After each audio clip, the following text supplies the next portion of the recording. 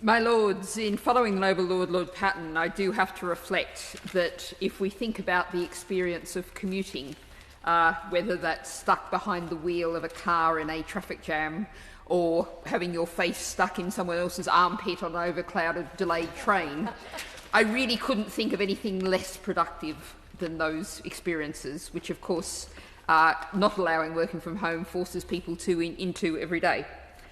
But I want to thank the Noble Lady Baroness Neville Rolfe for securing this debate, and I want to thank both of your Lordships' chambers for timing exactly perfectly the finish of the previous two debates that had allowed me to run between the Moses Room and the Defence Review and this debate for an extremely efficient use of my time this evening.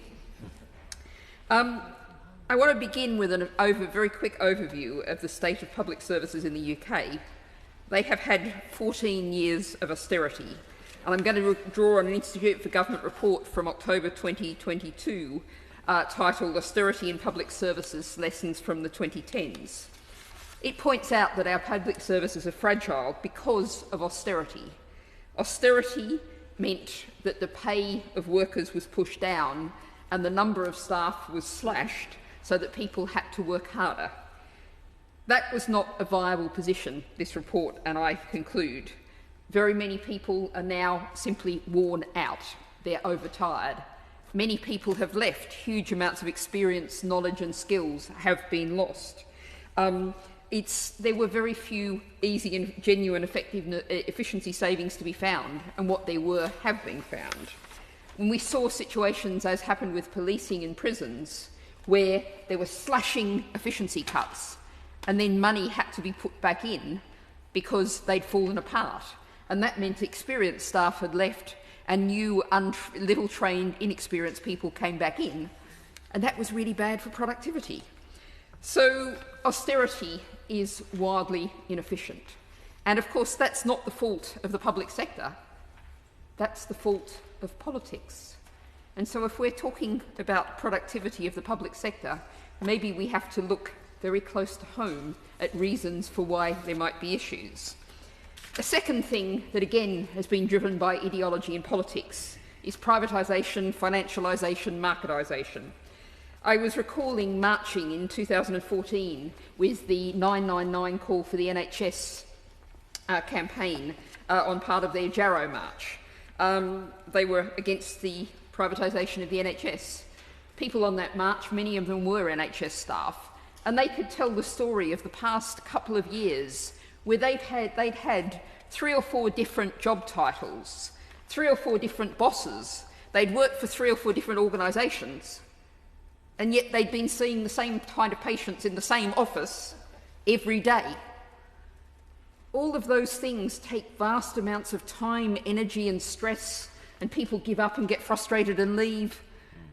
And all of that was driven by political decisions, political ideology. Why do we have a productivity problem? Let's look close to home. We need a better quality of governance, a better quality of politics. And finally, health. We have a terrible quality of public health. We have, in the working age population, a huge number of people suffering from long COVID, a huge number of people suffering from all sorts of chronic conditions, and they struggle into work every day and do their best. We need to find ways to get a healthier society, as the Noble Lady Baroness Wheatcroft was just addressing. This is systemic thinking, systemic approach about our society. But I want to take my final minute for one simple idea. No one idea is a panacea, but here's one way forward. A 4-day working week as standard with no loss of pay. And I'm going to quote the noble lady who secured this debate for us, might like to know an article in the World Economic Forum, which says, with not visible but clear exclamation marks, this actually increases productivity. A 4-day working week as standard with no loss of pay and no extension of hours in each day.